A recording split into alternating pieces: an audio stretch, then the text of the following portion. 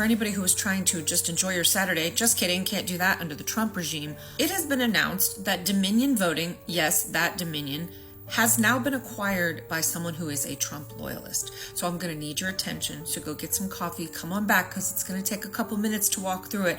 But boy, does everybody need to understand what just changed. It was purchased by someone named Scott Leyendecker, and he is a former GOP elections official from St. Louis, obviously Trump aligned.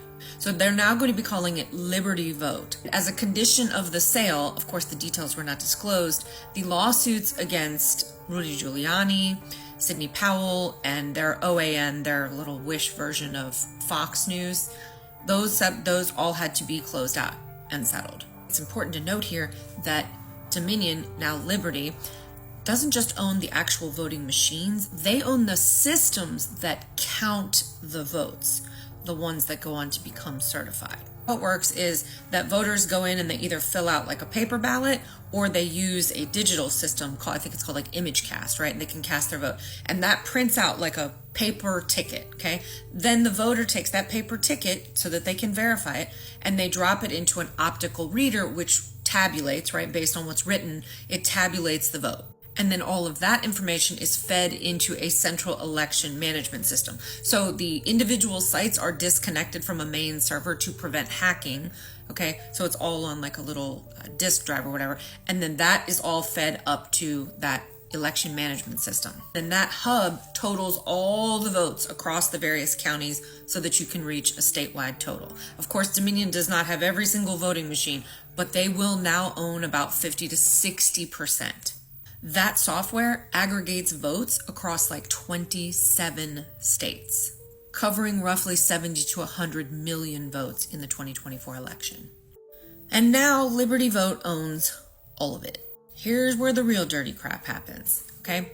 When things like Dominion change hands, there's no automatic federal recertification. That is a real problem because the certification that happened before, when it was owned by Dominion, just gets transferred to the new owner, Liberty Vote. Again, a Trump-aligned GOP.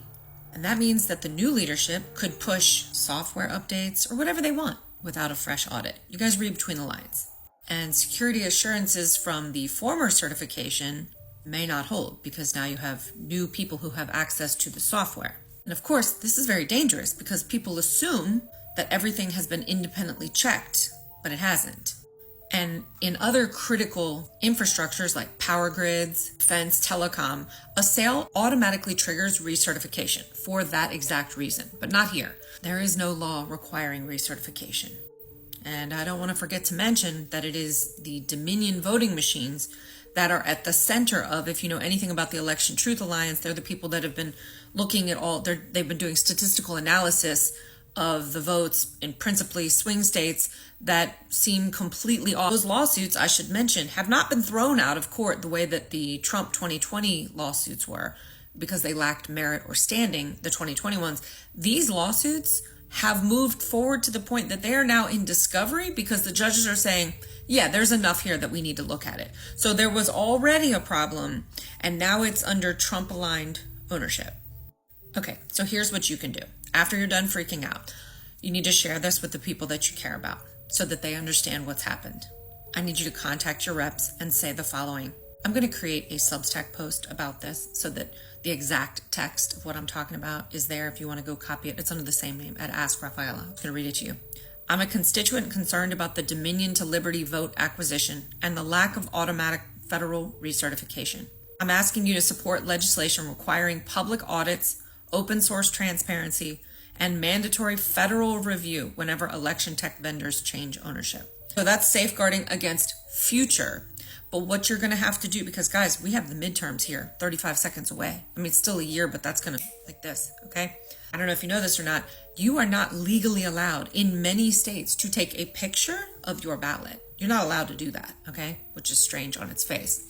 So here's what you need to do. At the location, when you're voting, since you're not allowed to take an actual photo, you can see if you can request a paper copy of your ballot. That's when you're actually voting. Then when you get home, go to your state's ballot tracking system and make sure that your vote was not only counted, but cast the way that you actually cast your vote.